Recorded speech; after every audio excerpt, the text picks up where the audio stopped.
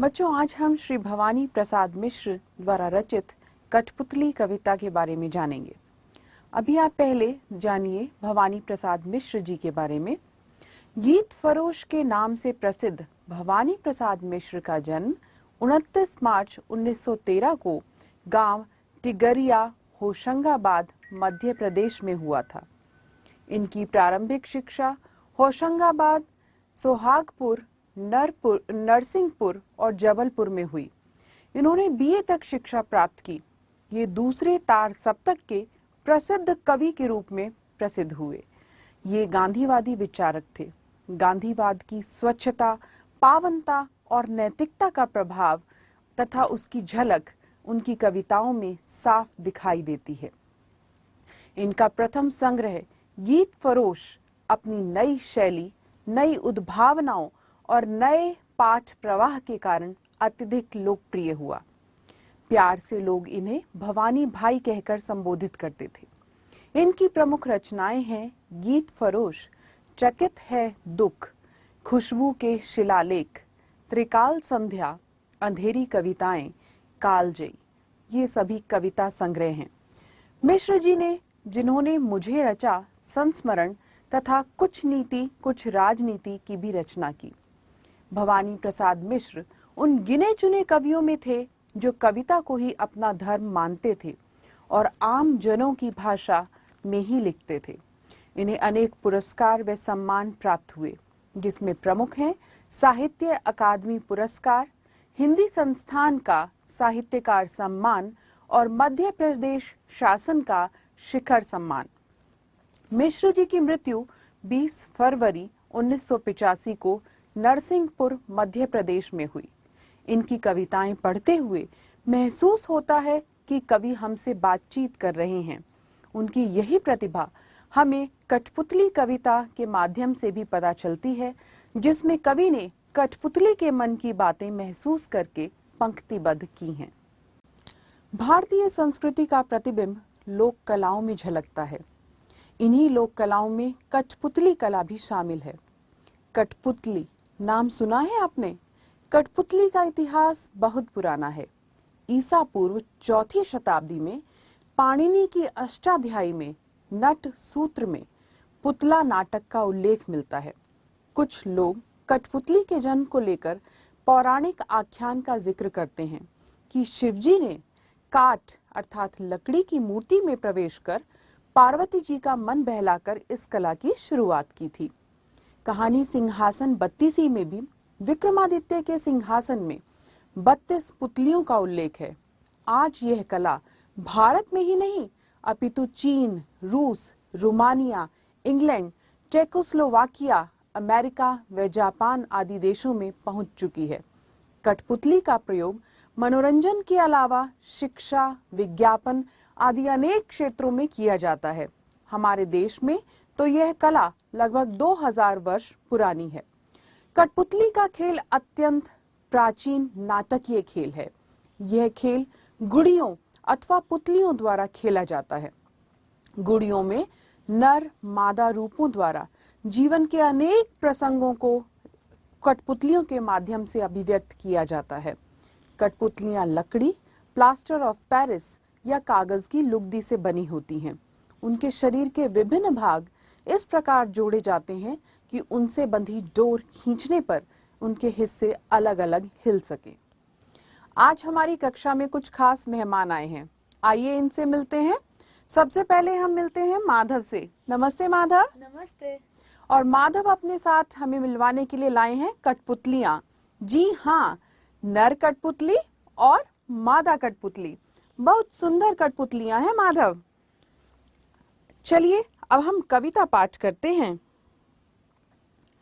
कठपुतली गुस्से से उबली बोली, ये धागे क्यों है मेरे पीछे आगे, इन्हें तोड़ दो, मुझे मेरे पाँव पर छोड़ दो। सुनकर बोली और कठपुतलियां कि हाँ, बहुत दिन हुए हमें अपने मन के छंद छुए। मगर पहली कठपुतली सोचने लगी, ये कैसी इच्छा मेरे मन में जगी। धन्यवाद माधव, आज आपने हमें कठपुतलियों से मिलवाया। यह तो मेरा सौभाग्य था। धन्यवाद मैडम। पहले पद की पंक्तियों का अर्थ जानते हैं। प्रस्तुत पंक्तियां प्रसंग के साथ मैं आपको बताती हूँ। प्रस्तुत पंक्तियां हमारी पाठ्य पुस्तक वसंत भाग 2 में संकलित कठपुतली नामक कविता से उद्धृत हैं। रचयिता भवानी प्रसाद मिश्र जी कठपुतली की भावनाओं का उल्लेख कर रहे हैं। अब व्याख्यात्मक विधि से आप इसका स्पष्टीकरण समझिए। कठपुतली बरसों से धागे में बंधी हुई है। आपने देखा कि कठपुतली में धागे लगे हैं और इन धागों द्वारा इसे नियंत्रित किया जाता है। अब कठपुतली अपने जीवन से थक चुकी है। वो कहती है कि इन धागों को तोड़ दिया जाए। वो स्वयं अपने पैरों पर खड़े होना चाहती है। पराधीनता के इस जीवन से वे मुक्ति प्राप्त करना चाहती है। उसके हृदय में ऐसी भावनाएं जागृत हो रही हैं कि वह इस पराधीन जीवन को त्याग कर आजादी से अपने जीवन में आगे बढ़ सके। वह यह सोचकर क्रोधित हो जाती है कि इन धागों ने उसे क्यों जकड़ रखा है। वह कहती है कि इन धागों को तोड़कर उसे उसके हाल पर छोड़ दिया जाए। वह अपने पांवों पर खड़े होना चाहती है, अर्थात आत्मनिर्भर होना चाहती है। उसे किसी के इशारों पर नहीं चलना, वह अपनी इच्छा अनुसार कार्य करना चाहती है। कविता की इन पंक्तियों में काव्य सौंदर्य के अनुसार मैं बताती हूँ कि यहाँ पर सरल एवं स्पष्ट भाषा का प्रयोग किया गया है। पीछे आगे के द्वारा विपरीत शब्द युग्म का प्रयोग हुआ है। मुझे मेरे में म वर्ण की आवृत्ति के कारण अनुप्रास अलंकार का प्रयोग है। बच्चों, अब हम चर्चा करते हैं इस काव्यांश पर आधारित अर्थ ग्रहण संबंधी प्रश्नों की। कठपुतली ने क्या कहा? हमारा पहला प्रश्न है, कठपुतली ने क्या कहा? उत्तर है, कठपुतली ने कहा कि उसके आगे पीछे धागे क्यों हैं? उन्हें तोड़कर उसे उसके हाल पर क्यों न छोड़ दिया जाए। दूसरा प्रश्न है, कठपुतली के कथन में कौन सा भाव छिपा हुआ है? उत्तर है, कठपुतली के कथन में स्वतंत्र होने की लालसा का भाव छिपा हुआ। दूसरे पद की पंक्तियों के द्वारा मैं बताना चाहती हूँ कि प्रस्तुत पंक्तियां हमारी पाठ्य पुस्तक वसंत भाग 2 में संकलित कठपुतली नामक कविता से उद्धृत हैं। इसके रचयिता भवानी प्रसाद मिश्र जी हैं, जिन्होंने यहाँ सभी कठपुतलियों की इच्छा का उल्लेख किया है। व्याख्यात्मक रूप के द्वारा मैं स्पष्ट करती हूँ कि पहली कठपुतली की बात सुनकर अन्य कठपुतलियों के मन में भी आजाद होने की इच्छा जागती है। वे भी उसकी हाँ में हाँ मिलाती हैं और कहती हैं कि सचमुच बहुत दिन हो गए हम अपने पैरों पर खड़े नहीं हुए, हमने अपने मन की कोई भी इच्छा पूरी नहीं की, अपनी मर्जी से काम करने का अवसर हमें प्राप्त नहीं हो पाया।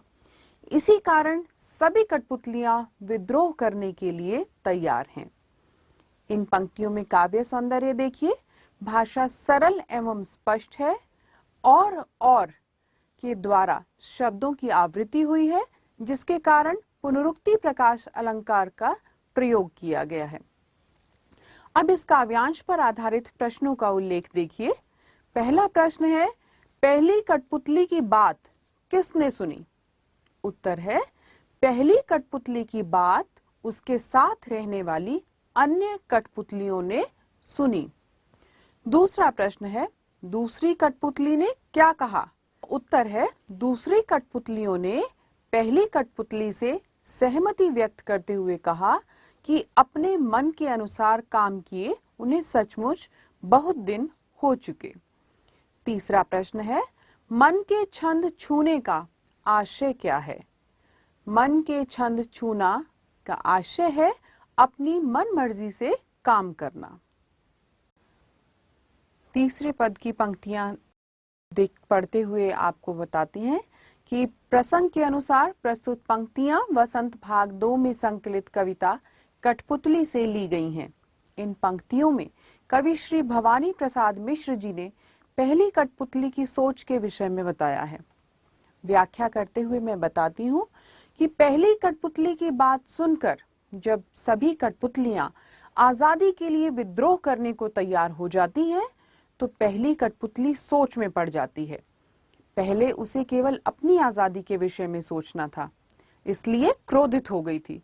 परंतु जब उस पर सारी कठपुतलियों की आजादी की जिम्मेदारी आ गई तो वह सोच समझकर कदम उठाना चाहती थी, इसलिए सोच में पड़ गई। क्योंकि आजाद हो जाना सरल है, परंतु आजादी को बनाए रखना कठिन है। काव्य सौंदर्य स्पष्ट करते हुए मैं बताती हूँ, भाषा सरल एवं स्पष्ट है। मेरे मन, इसमें म वर्ण की आवृत्ति के कारण अनुप्रास अलंकार का प्रयोग किया गया है। काव्यांश पर आधारित प्रश्नोत्तर स्पष्ट करते हुए मैं बताती हूँ। हमारा पहला प्रश्न है, सबकी इच्छा जानकर पहली कठपुतली पर क्या असर हुआ?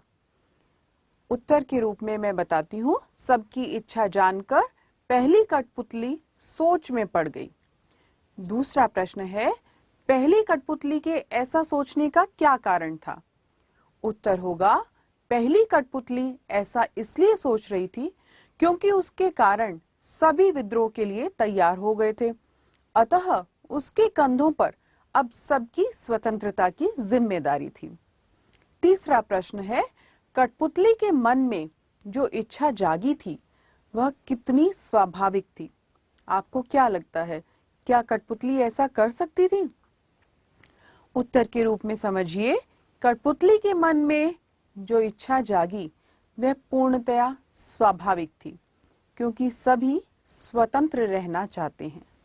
बच्चों, आपने सुना होगा कि कई बार आपके माता पिता या कोई अन्य बड़े बात करते हैं तो कहते हैं कि मनुष्य ईश्वर के हाथों की कठपुतली है, क्योंकि सभी धर्मों में ऐसी मान्यता है कि एक परम शक्ति है जो इस समस्त सृष्टि का संचालन करती है, जिसे ईश्वर, अल्लाह, वाहेगुरु या गॉड किसी भी नाम से पुकारा जाता है। जब हम पर कोई रोक लगाता है तो जैसे कठपुतलियों पर लगाई गई थी कि वे अपनी इच्छा अनुसार कार्य नहीं कर सकती, तब हमें बहुत गुस्सा आता है। परंतु आपने देखा कि आगे की ही पंक्तियों में जब सारी कठपुतलियों की जिम्मेदारी पहली कठपुतली पर आ गई तो वह सोच में पड़ गई। बच्चों, कविता के माध्यम से कवि भवानी प्रसाद मिश्र जी हमें यही संदेश देना चाहते हैं कि आजादी तो प्राप्त करो, परंतु उसके लिए सोच समझकर कदम बढ़ाओ। आजादी का मतलब सभी कुछ अपनी मर्जी से करना न होकर सभी कर्तव्यों का पालन करना भी है, चाहे वह देश की आजादी हो या माता पिता द्वारा अपने बच्चों को दी गई आजादी। पराधीनता कोई नहीं चाहता, इसलिए आवश्यक है स्वाधीनता की रक्षा करना तथा उसे संजोए रखने के लिए कृत संकल्प होकर अपने कर्तव्यों को करते रहना। यही आजादी का सच्चा अर्थ है। कविता से लिए गए अन्य प्रश्नों पर चर्चा करते हैं। पहला प्रश्न है, कठपुतली को गुस्सा क्यों आया? उत्तर है, कठपुतली को गुस्सा इसलिए आया क्योंकि वह बहुत दिनों से धागे में बंधी थी तथा उसे दूसरे लोग अपनी अंगुलियों के इशारे पर नचा रहे थे। वह इस पराधीनता से मुक्त होना चाहती थी तथा अपनी इच्छा के अनुसार काम करना चाहती थी। दूसरा प्रश्न है, कठपुतली को अपने पांवों पर खड़ी होने की इच्छा है, लेकिन वह क्यों नहीं खड़ी हो सकी? उत्तर होगा, कठपुतली को अपने पांवों पर खड़े होने की इच्छा है, लेकिन वह नहीं खड़ी होती क्योंकि वह धागों में बंधी हुई है, वह दूसरों के अधीन है, उसका स्वयं पर कोई बस नहीं है। दूसरों की इच्छा से ही वह चल सकती है, अपने हाथ पैर हिला पाती है। तीसरा प्रश्न है, पहली कठपुतली की बात दूसरी कठपुतलियों को क्यों अच्छी लगी? उत्तर है, पहली कठपुतली की बात दूसरी कठपुतलियों को इसलिए अच्छी लगी क्योंकि स्वतंत्रता सभी को प्रिय है। कोई भी पराधीन नहीं रहना चाहता। किसी भी कठपुतली को धागे में बंधे रहना और दूसरों की मर्जी से नाचना पसंद नहीं था। चौथा प्रश्न है, पहली कठपुतली ने स्वयं कहा कि ये धागे क्यों है मेरे पीछे आगे, इन्हें तोड़ दो, मुझे मेरे पांवों पर छोड़ दो। तो फिर वह चिंतित क्यों हुई कि ये कैसी इच्छा मेरे मन में जगी? नीचे दिए वाक्यों की सहायता से अपने विचार व्यक्त कीजिए। पहला है, उसे दूसरी कठपुतलियों की जिम्मेदारी महसूस होने लगी। दूसरा, उसे शीघ्र स्वतंत्र होने की चिंता होने लगी। तीसरा, वह स्वतंत्रता की इच्छा को साकार करने और स्वतंत्रता को हमेशा बनाए रखने के उपाय सोचने लगी। चौथा, वह डर गई क्योंकि उसकी उम्र कम थी। उत्तर जानिए। पहली कठपुतली बंधन का जीवन जीते जीते दुखी हो गई थी।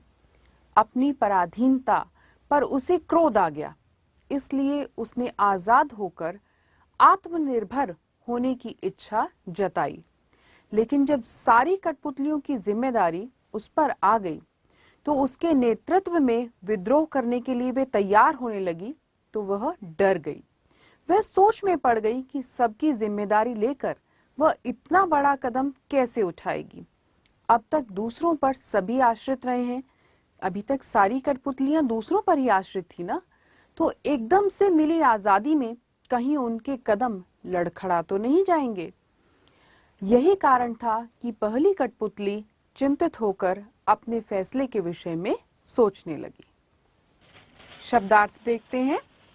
कठपुतली, धागे से बंधी हुई गुड़िया जिसे अंगुलियों के इशारे पर नचाया जाता है।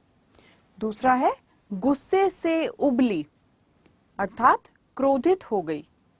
तीसरा, पांव पर छोड़ देना, अपने ऊपर आत्मनिर्भर होने देना। और अर्थात दूसरी, अन्य। मन के छंद छूना, मन की बात सुनना। छठा शब्द है इच्छा जगना अर्थात चाहत उत्पन्न होना। अब हम बात करते हैं भाषा की। कई बार जब दो शब्द आपस में जुड़ते हैं तो उनके मूल रूप में परिवर्तन हो जाता है। कठपुतली शब्द भी इसी प्रकार का है और इस प्रकार एक सामान्य परिवर्तन हुआ है। जब काठ और पुतली दो शब्द एक साथ हुए तो कठपुतली शब्द बन गया और इससे बोलने में सरलता आ गई। इस प्रकार से कुछ अन्य शब्द बनाइए, जैसे काठ, कठ से बना कठ गुलाब या कठ फोड़ा।